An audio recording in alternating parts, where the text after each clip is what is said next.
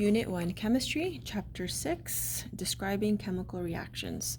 So we have just completed Chapter 5, where you learned about different types of compounds, ionic compounds, polyatomic compounds, and molecular compounds.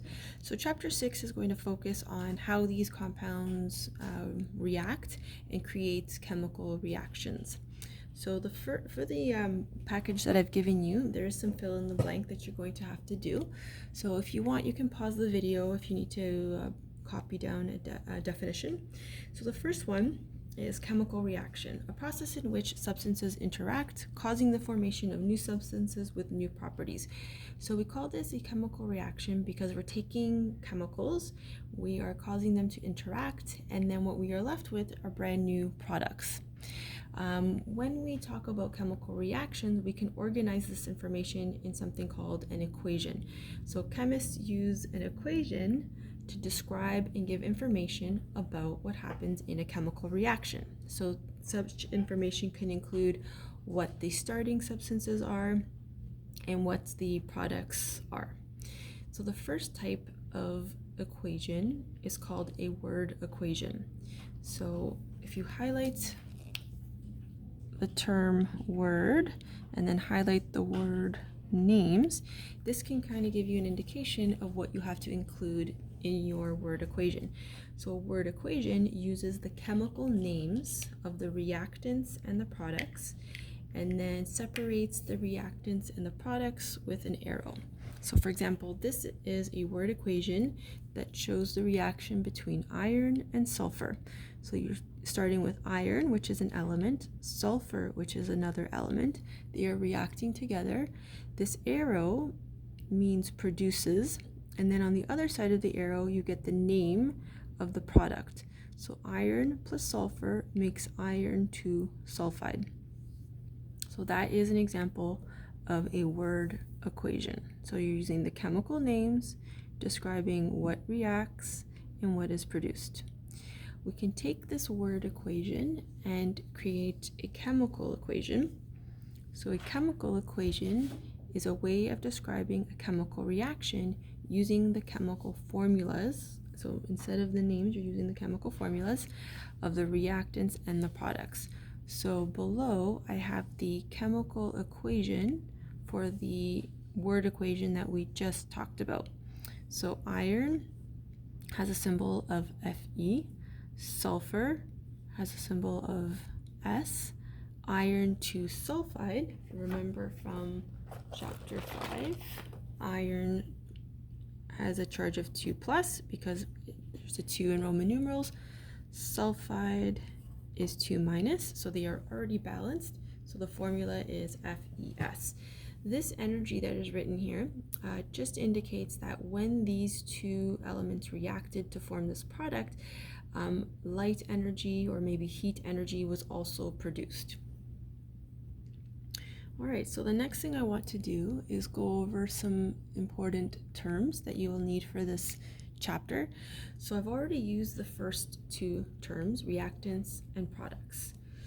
So reactants are a chemical that is present at the start of a chemical reaction that is used up during the reaction. So for example, in this word equation up here, iron and sulfur were the reactants. The products is the chemical that is produced during the chemical reaction. So iron 2 sulfide was our product. Okay, so you can press pause if you need to fill in any blanks. And I'll move on to the next term, products. So the products are the chemical that is produced during the chemical reaction. So the separation of the reactants and the products occurs by this arrow. So anything that's on the left side of the arrow, those are your reactants. Anything that's on the right side of the arrow are your products. So your products could be, you could have one product, you could have two, you could have three products. In that case, what will happen is you'll see plus signs that will separate the reactants that are involved, or plus signs to separate the products that are involved. Okay, so products are on the right side of the arrow. The next two symbols that you might see in a chemical reaction is the plus sign and then the arrow. So the plus sign just indicates separation between reactants or products. So this is saying that iron is separate from sulfur initially during the reaction stage. So we have a plus sign to show that this and this reactant are separate. And then the arrow means produces, yields, or forms. Please don't write an equal sign. It's not an equation in terms of math where it's left side equals right side. We are not saying that iron plus sulfur equals iron 2 sulfide.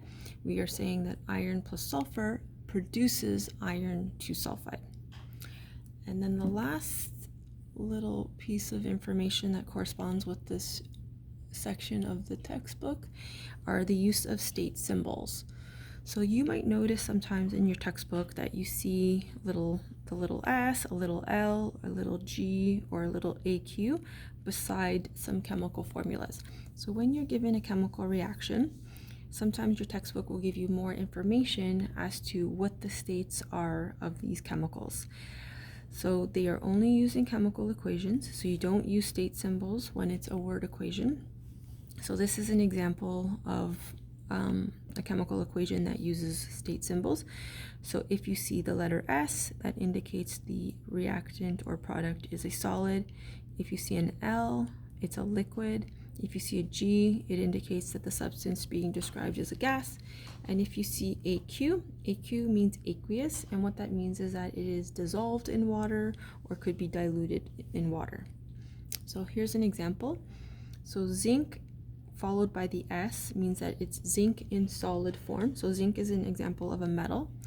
So the zinc is put into a solution of copper 2 sulfate. So copper 2 sulfate is a blue powder. So aqueous means that the copper 2 sulfate was dissolved in water. And then it produces zinc sulfate. So this is an aqueous solution, and you're left with copper solid as another product. During this reaction, energy is formed. So perhaps in this case, the vessel that the reaction is happening in might warm up. So that indicates that energy in the form of heat is formed. So again, we've got zinc sulfate, which is a solid, is placed into an aqueous solution of copper 2 sulfate. When this reaction forms, we have two products that are produced. So zinc sulfate, which is also aqueous, and copper is produced, which is a solid.